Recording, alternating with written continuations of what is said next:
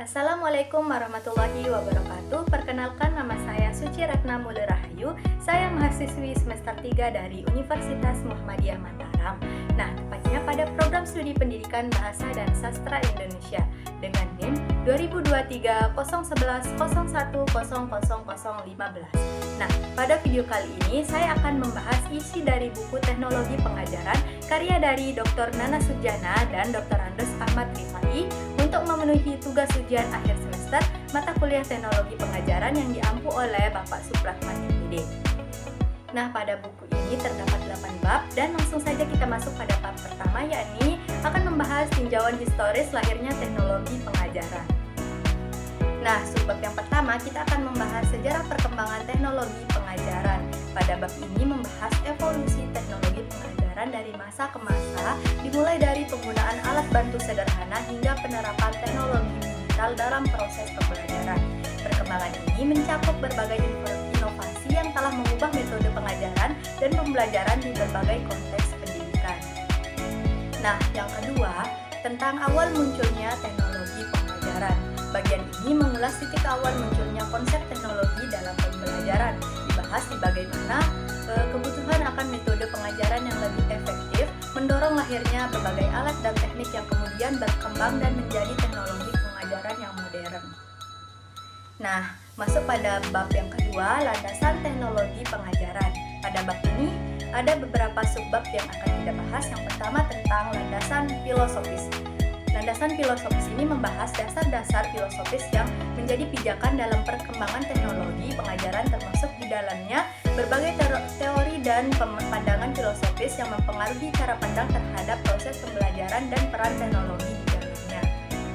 Nah, yang kedua, landasan sosiologis, mengulas bagaimana aspek sosial dan interaksi masyarakat mempengaruhi perkembangan dan penerapan teknologi pengajaran. Dibahas pula dampak sosial dari penerapan teknologi dalam konteks pendidikan.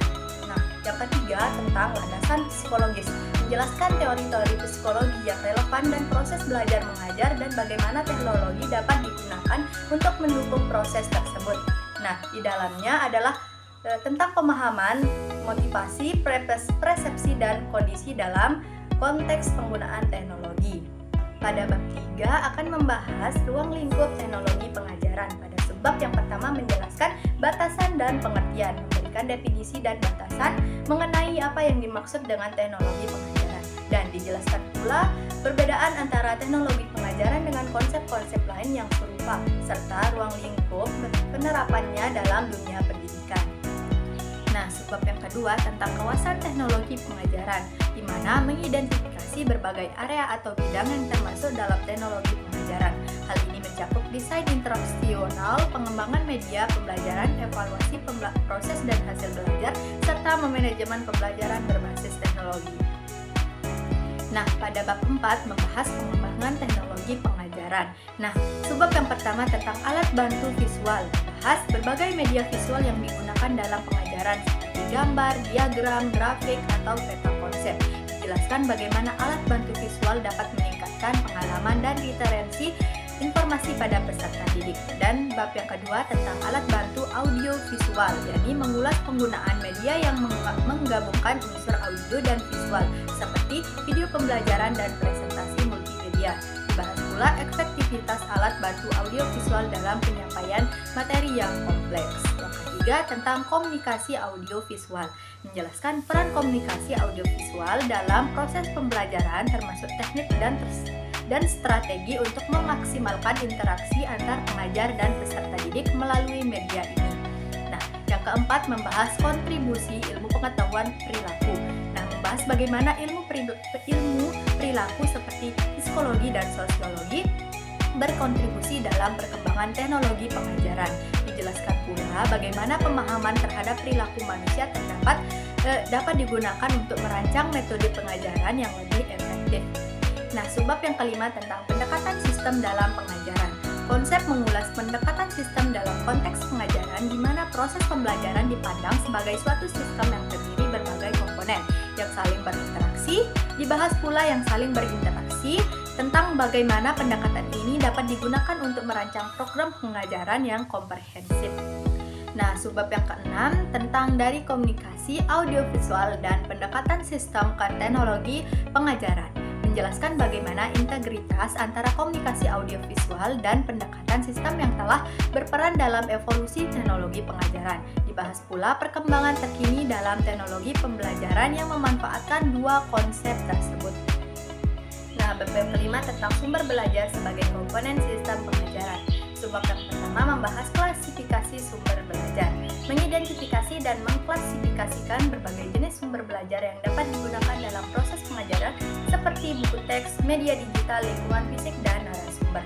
Nah, subbab yang kedua tentang komponen dan faktor sumber belajar, membahas komponen-komponen yang membentuk sumber belajar serta faktor-faktor yang mempengaruhi efektivitasnya dalam mendukung proses pembelajaran. Subbab yang ketiga tentang memilih sumber belajar. Nah, bagaimana memberikan panduan dan kriteria dalam memilih sumber belajar yang sesuai dengan tujuan pengajaran, karakteristik peserta didik, dan konteks pembelajaran. Nah, subbab yang keempat tentang memanfaatkan sumber belajar, di mana menjelaskan strategi dan teknik dalam memanfaatkan sumber belajar secara optimal untuk meningkatkan kualitas proses dari hasil pembelajaran. Nah, bab yang kelima adalah pendekatan sistem dalam teknologi pengajaran. Nah, subbab yang pertama ini adalah model pengembangan sistem pembelajaran, yakni mengulas berbagai model yang digunakan dalam pengembangan sistem pengajaran seperti model A, D, atau analisis design, development, dan implementation, serta evolution, dan model Azure dijelaskan tahapan-tahapan dalam setiap model dan bagaimana menerapkannya dalam perencanaan pengajaran. Nah, subbab yang kedua yakni contoh penggunaan sistem pengajaran, yakni menyajikan studi kasus atau contoh konkret penerapan sistem pengajaran dalam berbagai konteks pendidikan, baik formal maupun non-formal. Dibahas pula hasil dan evaluasi dari penerapan sistem tersebut. Bab yang ketujuh yakni pengajaran individual. Nah, subbab yang pertama adalah pengajaran dengan mesin, membahas penggunaan perangkat mekanis atau elektronik yang dirancang untuk membantu proses pembelajaran individu. Contohnya termasuk mesin pengajaran awal yang memungkinkan siswa untuk belajar dengan kecepatan mereka sendiri melalui serangkaian pertanyaan dan jawaban yang terprogram. Selanjutnya, subbab yang kedua yakni pengajaran berprogram, mengulas metode pengajaran yang dirancang secara sistematis dengan nilai yang dipecah menjadi langkah-langkah kecil, memungkinkan siswa untuk menerima umpan balik segera setelah setiap langkah. Pendekatan ini sering digunakan dalam perangkat lunak pendidikan dan modul pembelajaran mandiri. Nah, subbab yang ketiga yakni sistem pengajaran dengan modul, menjelaskan penggunaan modul sebagai unit pembelajaran mandiri yang dirancang untuk memenuhi kebutuhan individu mahasiswa. Setiap modul biasanya mencakup tujuan pembelajaran, materi, latihan, dan evaluasi, memungkinkan siswa untuk belajar secara mandiri sesuai dengan kemampuan dan kecepatan mereka. Nah, subbab yang keempat, peranan komputer dalam pendidikan, membahas bagaimana komputer telah merevolusi pengajaran individual melalui program pembelajaran berbasis komputer atau e-learning dan aplikasi pendidikan lainnya. Dijelaskan pula bagaimana teknologi ini dapat disesuaikan dengan kebutuhan individu siswa untuk meningkatkan efektivitas pembelajaran. Nah, bab yang terakhir yakni bab yang ke-8, evaluasi pengajaran. Evaluasi pengajaran mengulas metode dan teknik untuk menilai efektivitas proses pengajaran yang dilakukan oleh pendidik. Fokusnya adalah pada bagaimana materi disampaikan, interaksi antar guru dan siswa, serta penggunaan media dan teknologi dalam pengajaran. Nah, subbab yang kedua yakni evaluasi hasil pengajaran, menjelaskan cara menilai pencapaian belajar siswa setelah proses pengajaran berlangsung. Ini mencakup bagaimana bentuk penilaian seperti tes tulis, mencakup berbagai bentuk penilaian seperti proyek, presentasi, dan metode evaluasi lainnya yang dirancang untuk mengukur pemahaman dan keterampilan yang telah diperoleh oleh siswa. Sekian penjelasan dari isi buku teknologi pengajaran karya dari Dr. Nana Sujana dan Dr. Andrus Ahmad Rifai. Wassalamualaikum warahmatullahi wabarakatuh.